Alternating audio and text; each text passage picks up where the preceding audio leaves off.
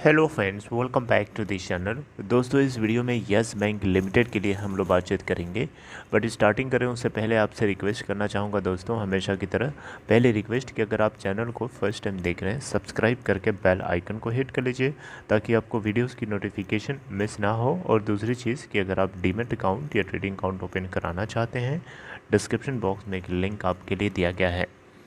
दोस्तों, yes bank limited आज ये 12.95 के ऊपर ओपन हुआ एंड 13.05 का हाई बनाया और 12.55 का लो भी बना चुका है। 12.85 के ऊपर अभी ये ट्रेड हो रहा है। 12:30 के आसपास का स्टेटस हो रहा है। अगर देखें तो 0.78% तेज़ी के साथ ट्रेड हो रहा है।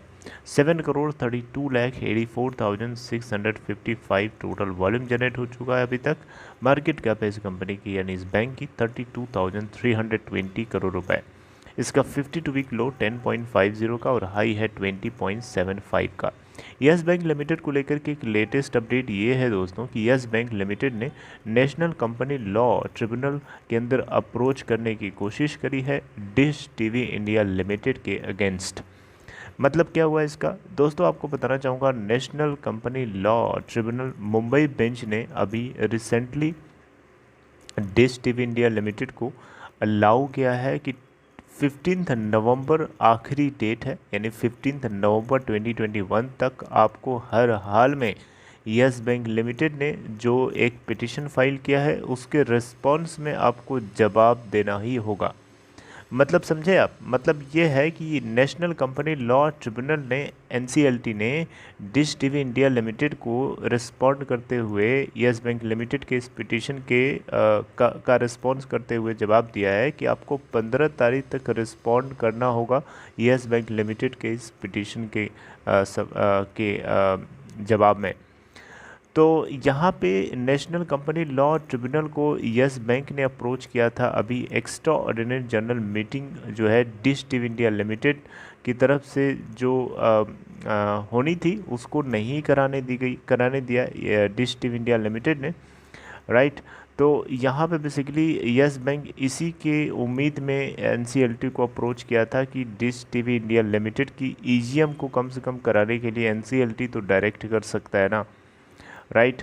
लेकिन यहाँ पे 6 सितंबर 2021 को यस बैंक लिमिटेड ने एक रिक्विजिशन नोटिस भेजा था डिश टीवी इंडिया लिमिटेड को, उसके बोर्ड को, ताकि स्पेशल मीटिंग जो है शेयर होल्डर्स की कराई जा सके और इसके जो डायरेक्टर्स हैं उसको रिमूव किया जा सके, जिनके नाम है जवाहरलाल गोयल और एक इंडिपेंडेंट डायरेक्टर है डॉक्टर रश्मि अग्रवाल। इसके अलावा भगवान दास नारंग, इसके अलावा शंकर अग्रवाल और अशोक मैथई कुरैन, इन सभी को हटाने की मांग कर रहा था यस बैंक लिमिटेड और इसके लिए एक रिक्विजिशन नोटिस भेजा था डिश टीवी इंडिया लिमिटेड को।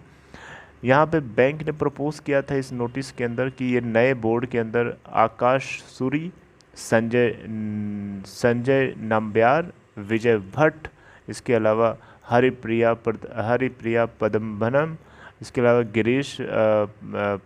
गिरीश पैरांजीपी, नारायण वैसड्यू, प्रभु तेंदुलकर और इसके अलावा अरविंद नाचिया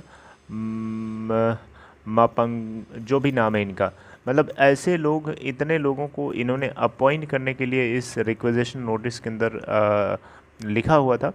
और आपको पता होना चाहिए yes bank limited dish TV India limited के अंदर 25.63% की हिस्सेदारी होल्ड करता है और ये एक मेजर शेयर होल्डर है, यानी मेजॉरिटी शेयर होल्डर है। और यहाँ पे प्रेजेंट जो बोर्ड ऑफ डायरेक्टर्स इस कंपनी के, इनको हटाने के लिए मांग उठा रहा है।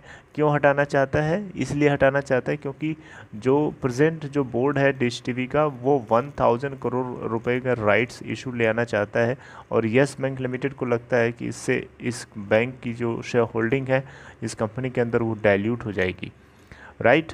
और जबकि yes dish TV India limited की पॉइंट ऑफ व्यू से देखें तो 1000 करोड़ रुपए उसके लिए रेस करना इतना ज़्यादा ज़रूरी है जैसे सांस लेना एक इंसान के लिए, क्योंकि अगर वो फंड नहीं रेस करेगा तो अपने कॉम्पिटिटर से पीछे रह जाएगा, वो इन्वेस्टमेंट नहीं करेगा अपने बिजनेस के अंदर, मॉडर्नाइज नहीं करेगा अपने चैनल्स को, और ओटीटी प्लेटफॉर्म्स जो हैं कब्जा करते चले जा रहे हैं आने वाले टाइम में। तो कंपटीशन को वो अगर बनाए रखना चाहता है, कंपटीशन में खेलना चाहता है, तो उसको इन्वेस्टमेंट करना होगा और उसके लिए फ़ंड की ज़रूरत है। यस बैंक लिमिटेड को लगता है कि इसकी शेयर होल्डिंग डाउन हो जाएगी और उसको लगता है कि वो अगर नहीं रेस करेगा तो कंपटीशन में पीछे रह जाएगा। तो दोनों एक दूसरे के अपने अपने पॉइंट ऑफ व्यू से दोनों अपनी अपनी जगह सही है, लेकिन बोर्ड मीटिंग नहीं कराया जाना, डिश टीवी इंडिया लिमिटेड का बोर्ड जो है ईजीएम को रिजेक्ट कर देता है, यस बैंक लिमिटेड की जो नोटिस गई थी उसको रिजेक्ट कर देता है, ये बताते हुए कि जो बोर्ड है उसको रिकॉन्स्टिट्यूट करना ये सिर्फ तभी पॉसिबल है जब ministry of information and broadcasting से इसके लिए अप्रूवल मिल जाए, उससे पहले ये पॉसिबल नहीं है, राइट। और इन्होंने 33rd एनुअल जनरल मीटिंग इनकी 27 सितंबर को होनी थी, लेकिन उसको भी स्केड्यूल कर दिया आगे 2 महीने के लिए, और कोई डेट नहीं है कि आगे कब होगी, बस 2 महीने के लिए पोस्टपोन्ड है, और कब होगी उसका कोई पता नहीं है। अगर आगे कुछ पता चलेगा तो मैं आपसे ज़रूर डिस्कस करूँगा। तो दोस्तों ये एक अपडेट थी यस बैंक लिमिटेड से जुड़ी हुई latest update. I hope you liked it. If you liked it, please give a big thumbs up. I mean, you can like this video, and if you want, you can share also. And take care, friends. See you next time.